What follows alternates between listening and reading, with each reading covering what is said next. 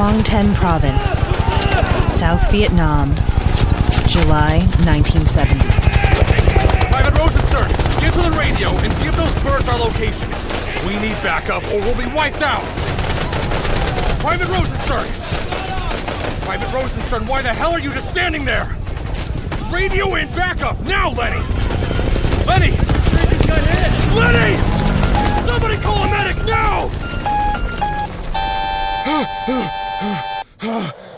Calling on all units to Holbrook Pond. I repeat, all units to Holbrook Pond. We have a code 32. Homicide. This is Deputy Harris. I'm on my way.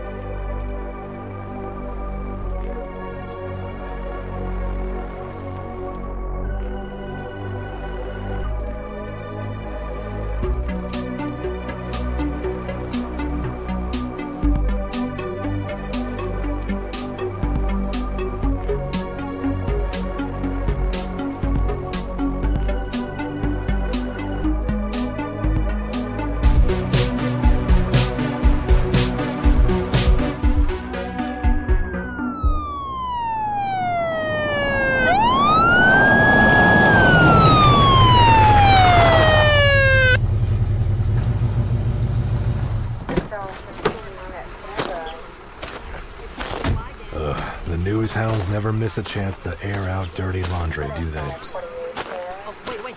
Hey, Officer Lopez. What's going on? I got the dispatch for a code 32. They were found this morning by that guy over there. His name is Ray Brown. He's the pond's groundskeeper. We already questioned him, but he's still in shock over it all. Where are the bodies? They were found lying in front of a tree, about 40 or so feet from the pond itself. I'll show you. I bet you worked a lot of crimes like this back in Chicago. Huh, Deputy Harris? I worked hundreds of homicides, each one crueler than the one before it. But I've never seen anything like this. I can't imagine what kind of hell they must have gone through. Both of their torsos were torn open, entrails splayed everywhere, and their faces beyond recognition. We need to check for identification.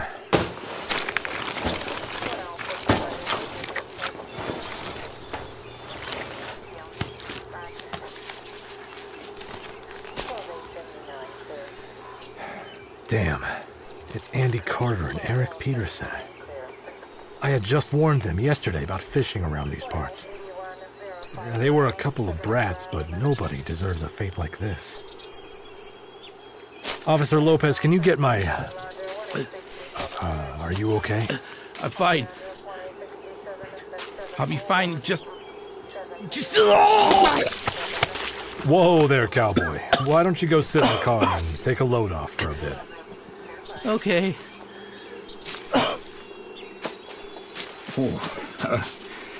What's wrong with Lopez? He'll be fine. First, crime scene jitters, I suppose. That'll do it for you. My word. Who do you think could have done something like this? Someone you'd never expect, even in a place like Oak Bridge. Did we get an ID on the victims? Yes, sir. It's Andy Carter and Eric Peterson, sir. I'll inform the families and give an official statement to the press.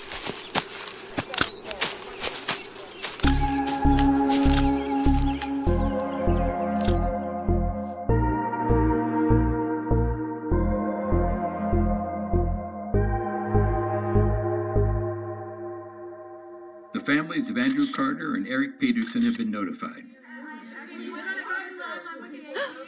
We don't have oh any my suspects goodness. At this time, David, come look at anyone this. with any information to contact the Two of my Clarence high County Sheriff's schoolers were Office found immediately. murdered this morning. We will release the cause of Bobby. death at the appropriate Sam, time. aren't those Doug's The only friends? information I can provide Yeah, the public is that we believe they this to be a are. homicide. We Were? also believe it to be an isolated attack. I need to call him. There will be no questions at this time. Thank you. The first murder in Oakbridge in years? And it's 2 of my students? What is going on in this town?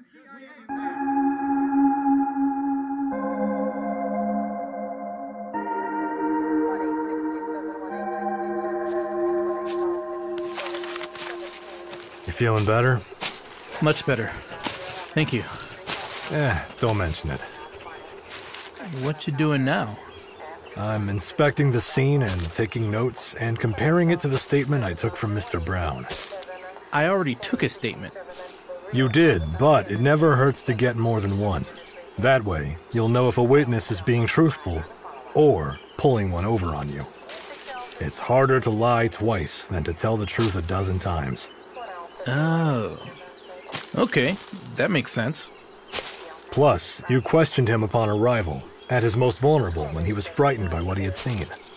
I gave him a few moments to settle, and it paid off, because what he didn't tell you was that it appears the bodies were moved. See? Look at the drag marks in the dirt. What do you not see? Blood? A scene this ugly, and bodies in this condition but not a drop of blood to speak of? Something's fishy about that. You're right. That makes no sense. I don't know how much help conventional sense is going to be in helping us catch whatever was able to do something like this. Deputy? Nothing, just thinking out loud. Come on, let's see if there's any more evidence to gather. Yes, sir.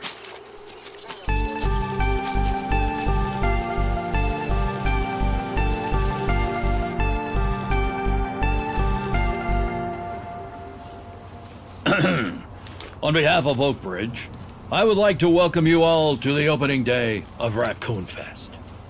Just don't ask me why it's called Raccoon Fest, because I have no idea.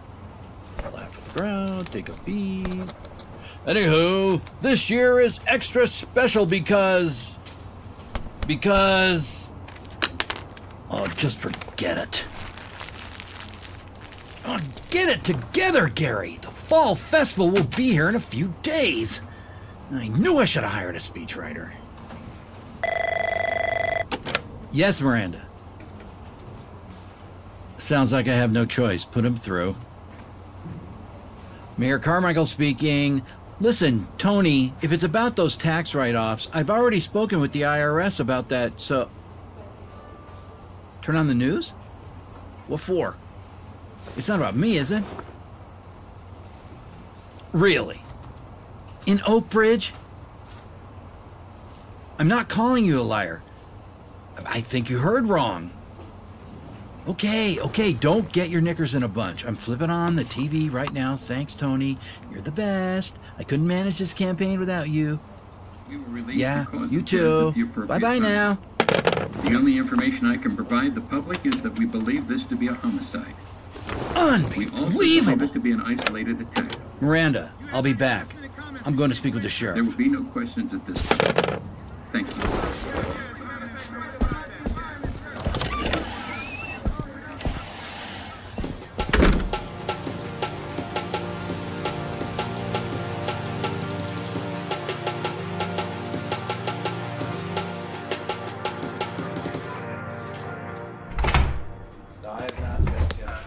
Is Sheriff Morrison today? I need to speak with him about a very urgent matter. Yes, he came back just a few moments ago. He's in his office, but he said he... Good, thank you, Rita. Mayor Carmichael, I wasn't expecting you. Can I help you? I heard about the murders. I play poker with their folks. It's awful. Just plain awful. I hope to never see anything else like that again. Yes, it is indeed a tragedy. How's the investigation going? Do you have any leads yet? Well, considering the call came in early this morning and we just started our investigation, no, I'm afraid not. I see. Have you called in the state police or the FBI to take over the case? Not yet. Mayor, what are you getting at? I'm glad you asked, Sheriff. Do you know what will take place in nearly a month from now? I'm not sure. Thanksgiving, I reckon. The election. Of course. I forgot about that. Mm-hmm. And my re-election campaign depends on a successful Raccoon Fest. Heaven knows why the people in this town devote their lives to some annual fall festival, and I can't have people worried about a killer on the loose. I understand your concerns, Mayor. I do, Perhaps I wasn't clear. You better solve this case quickly, and I mean quickly and quietly. The last thing I need is for the community to get hysterical over this and avoid the polls like the plague. Or worse, vote for that snake Rayner. I won't have it, you hear me? Like I said before, we're working as hard as we can. I'll keep you informed of any updates, though I am confident that we will catch this scumbag. We've got our best working on this case. You gotta be kidding me. Yes, I've assigned Harris to lead this case. Really, Lamar? You call that loser your best? That's just sad. He's the finest investigating officer we have. He'll do just fine. Okay, I'll take your word for it. But know this, I've been over backwards more times than I care to count on your behalf. You would do well to remember that. How about you stick to your politics and I'll stick to my sheriffing? I think the investigation will be better off for it. See to it that it is, or I won't be the only one out of a job come November.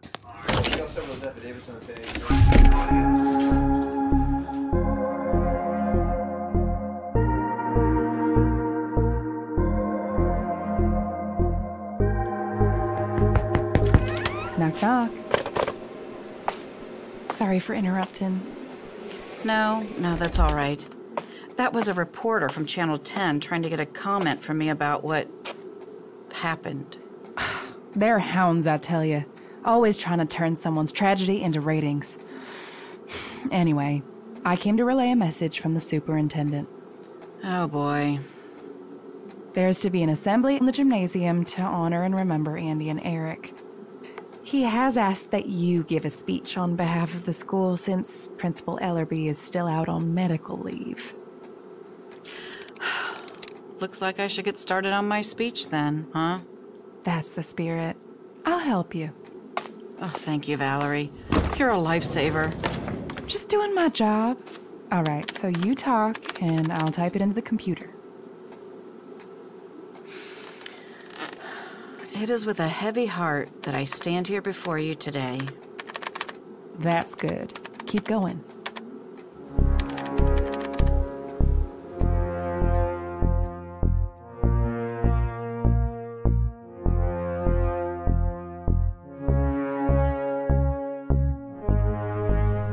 Exhibit MI-10 is now moving north. It doesn't appear to be activated.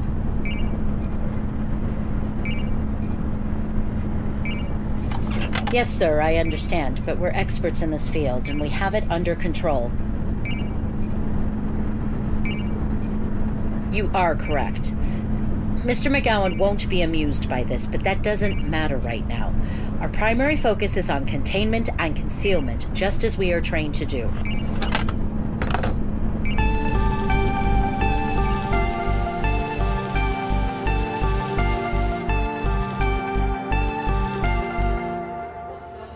Andy and Eric could be jerks sometimes, but they didn't deserve this. It kind of makes you wonder who could have killed them, and why. Maybe a jilted lover. What? Spunky, have you been watching soap operas with Grandma Spinecki again? No. What if it was old man Lionel Grady? He's been in Central State since what, the 40s for slicing and dicing his family? Just no way, come on. And that's more plausible than the perpetrator being a jilted lover? Old man Grady is over 80 years old and is allegedly bedridden. I seriously doubt he escaped and murdered 2 teenage boys in his condition. Whatever you say, but stranger things have happened. Please give a round of applause for today's speakers. And now, to bring this assembly to a close, please welcome Vice Principal Ingram.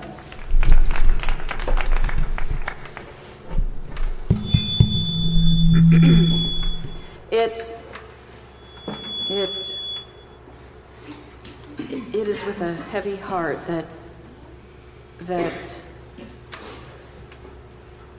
Josh, is your mom okay?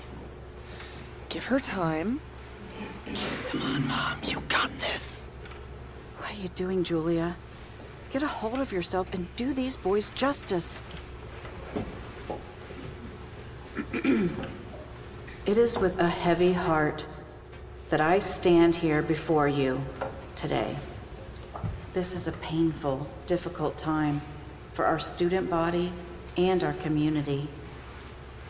We're gathered today in solidarity to mourn the loss of 2 innocent young lives.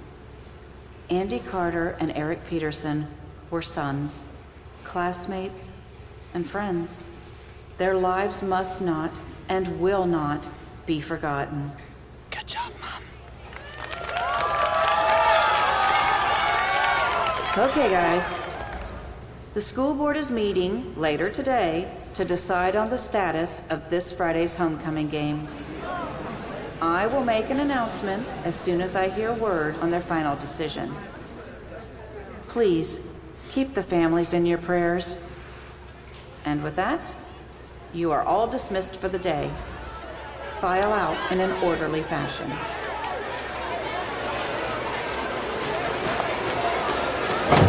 Doug! Hey, Doug, wait up! What do you want, Sam? You seem upset. And I'm worried about you. My 2 best friends were just murdered, Sam. Yes, I'm upset. I'm sorry. I just Feeling sorry isn't going to bring Andy and Eric back. And how can you just stand there and be so calm about this? What if it was Monica, huh? Would you care then, That's what I thought. Doug, I know you're hurting, but... I will make the bastard who did this pay. You shouldn't talk like that. Let the police handle that. Now is not the time for you to become some kind of vigilante. Come on, you guys. Let's not do this here. Not now. Monica, shut up. Ouch. Let the police handle it? Come on, Sam. Do you think I'm some kind of idiot? Of course you trust the cops. Your grandpa is the sheriff. What does that have to do with anything? When was the last time the Clarence County Sheriff's Office had to handle a bloodthirsty killer like this? 50, maybe 60 years ago? They'll never catch who did this. But I won't stop until I do. I've got to go to practice. I'll call you later. Doug! Doug! Just give him some space for now. Come on, let's go to the library. Hey, Evie! It's Josh from the lunchroom yesterday. Remember? I remember you. Whew, sad stuff in there, right? Yeah, it's terrible. So, my friends and I are going to Haggerty's in a few. Wanna join us? I don't know. I have homework and a bunch of chores and... We won't be there long. Just to get a snack and chat a bit. What do you say? I guess. Sweet! Hey guys! Evie's coming to Haggerty's with us.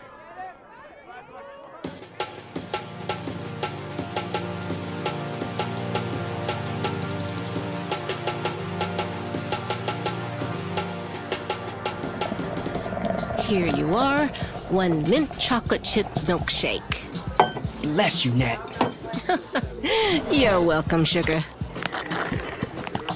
I don't see how you're drinking a milkshake in the middle of fall, Trev. Like this. Ha ha, you made your point, dickweed. I wouldn't drink so fast if I were you. Cold neuralgia, aka brain freeze, is more serious than you think. You could lose brain cells. You mean he could have fewer brain cells than he does currently because of slurping a milkshake too fast? Come on, Spunky. You know that isn't true. Well, I tried. cool, tasty, and refreshing. Man, Haggerty's has the best milkshakes ever. Josh, you've been unusually quiet. What's up? I don't know. I just can't stop thinking about Andy and Eric. Neither can I. My grandpa once told me that the only murder that's ever happened in Oakbridge was in 1930, when some man found his wife in bed with another man, and he got so mad that he grabbed his 12-gauge shotgun and blew their heads off. It was old man Grady, I'm telling you! Again, how could he have killed them if he's locked up? X-Men style, of course, using telekinesis. Ah, brother. Could you please get off of that? I mean, yeah, Andy and Eric were creeps and total douchebags. But if anyone threatened them, they could handle their own. So, you're saying... I'm saying that if the killer was from here, they would have defended themselves and come out on the other side. But they're dead. So, the killer had to be an outsider. I think we cracked the case. Evie, what do you think happened?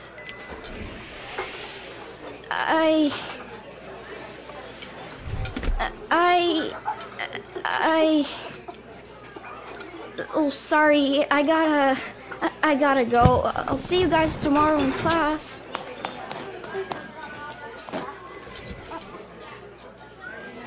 That was odd.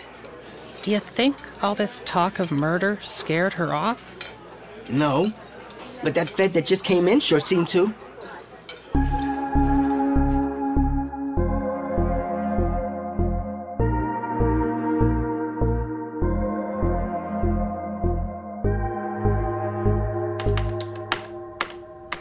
So, how's your, essay going? Good. Sam, it's okay to say you're upset. You know that, right? I'm not upset! I'm not upset. Now can we please drop this? We've been best friends since we were 4 years old.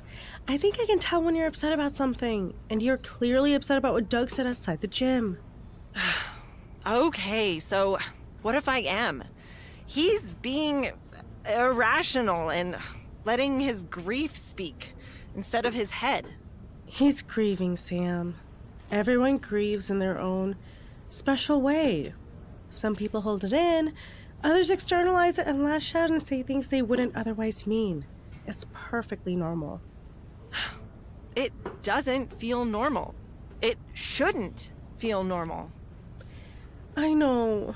I'm grieving in my own way too, you know. After all, Eric and I did date for 2 years before we called it quits. He was a putz, but he was my putz. Yeah. So, back to the essay. I hope you don't regret choosing The Catcher in the Rye for your book review. Just a teeny tiny bit.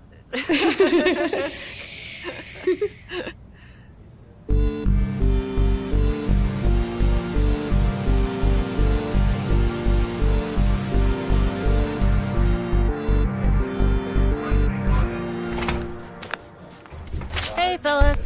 How's everything coming along?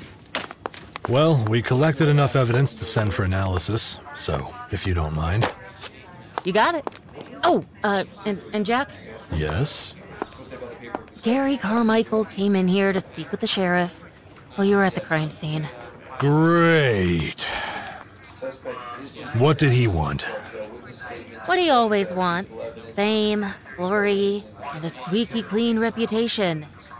You leading the investigation is getting in the way of that last one. Of course it is. What's going on? We think we know what happened to the boys. So do I. They were murdered. What he means is we have a theory about who the perp could be. A lead is a lead, right, Deputy Harris?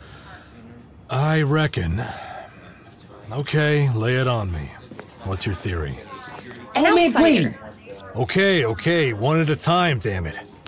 You, girl, what's this about an outsider? Andy and Eric weren't the type to go down without a fight, and there have been a lot of people moving to Oakbridge since the nuclear plant opened. And what does Lionel Grady have to do with anything? You've never heard the story of the Grady family massacre? I don't have time for this. Lopez, finish getting a statement from them. I'm gonna go over the case file again. See what you did? I told you to let me do the talking. I'm sorry. I just thought that the police would like to know about the man who sliced and diced his family, all right?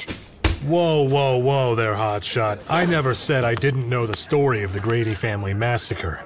I do. Believe you me, I do. It's just I haven't thought about it since I was your age. I also didn't think it was relevant to this case until you brought up the slicing and dicing part. What's the story? You really want to hear the story? I do. We don't get a lot of tall tales back in New Hampshire. Well, this story is anything but tall, and it certainly isn't a tale.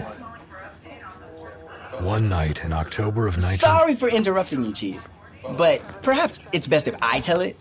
Maybe give it some authenticity. Okay. It was a dark, stormy night in October of '46 when the Grady family was violently murdered by someone they loved and trusted. Loving husband and father, Lionel Grady.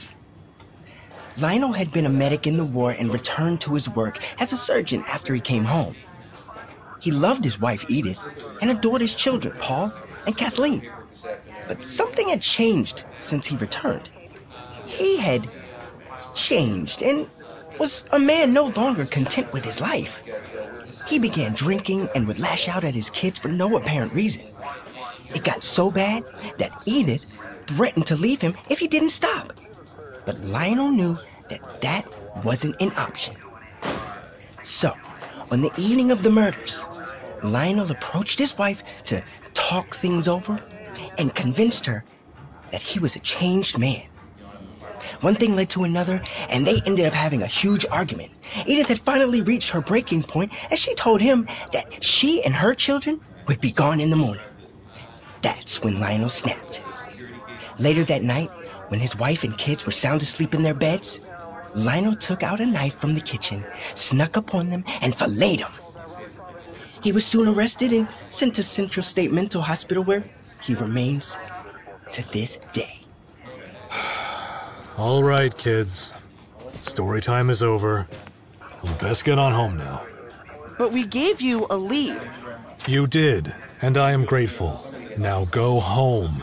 All of you. If we need you, we'll call you. What do you mean story time?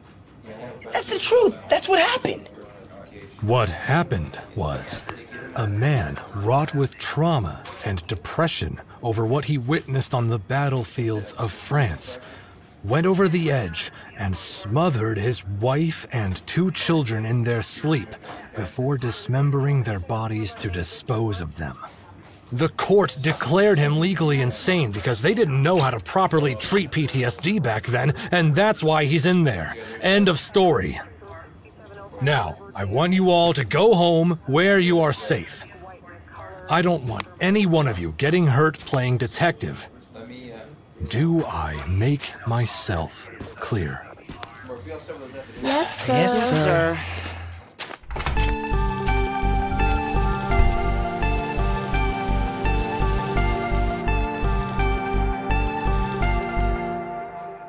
So, if this family massacre is such a legend here, why is it on public record?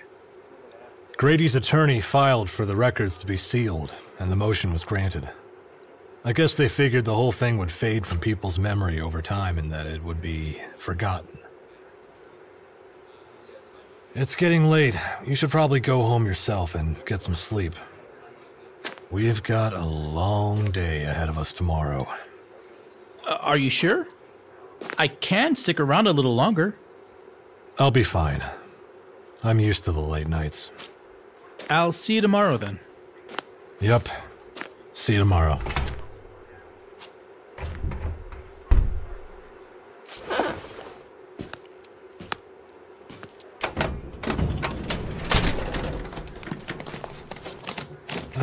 Grady, there you are. Let's see what we got here. Wife and 2 children found in their respective bedrooms, all mutilated by an unidentified sharp instrument, possibly a handheld garden rake as evidenced by injuries. All 3 victims were nearly disemboweled. Oh my God.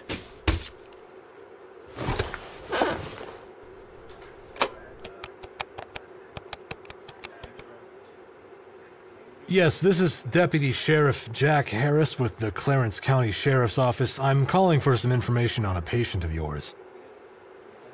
Lionel Martin Grady. Sure, I'll hold. I'm investigating the murders of 2 boys down here, and I've noticed some similarities between his case and this one. I just need an alibi of Mr. Grady's whereabouts yesterday between 8 p.m. and midnight. And you're certain that he was in his room all night? No, nothing further, thank you. Either I'm losing it, or we have a copycat killer on our hands.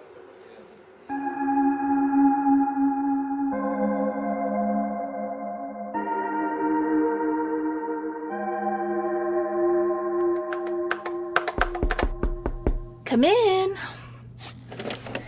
Hi, sweetheart. Mind if I come in and talk to you about something? Sure, Dad. It is your house, you know. What's up? Oak Ridge is a small town, so I'm sure you've already heard about the murders. It's all anyone can talk about. And they'll continue to talk about it until it's solved.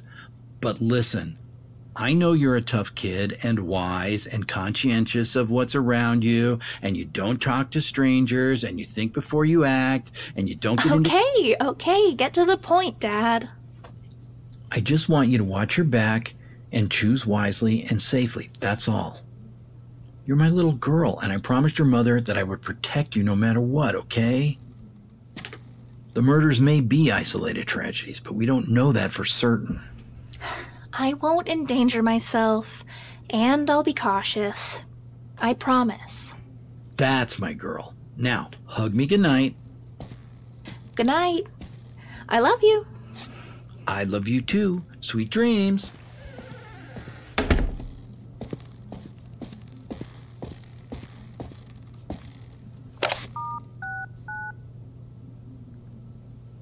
Hey, yeah, it's Gary. We need to talk. Meet me at Canton Park in 10 minutes. Come alone.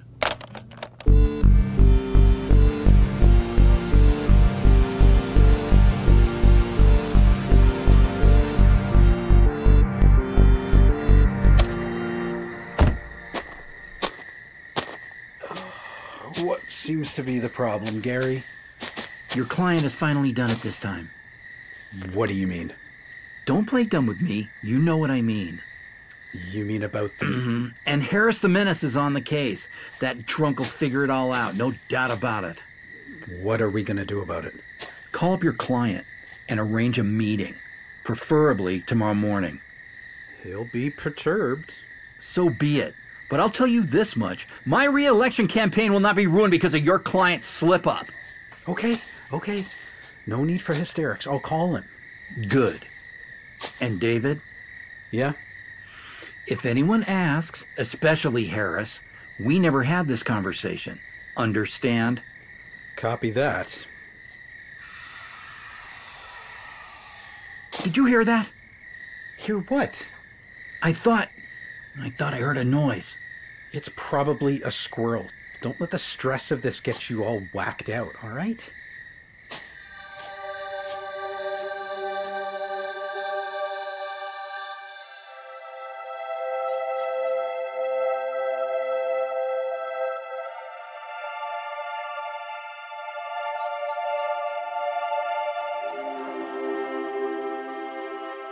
This episode was written by Ashley Deane.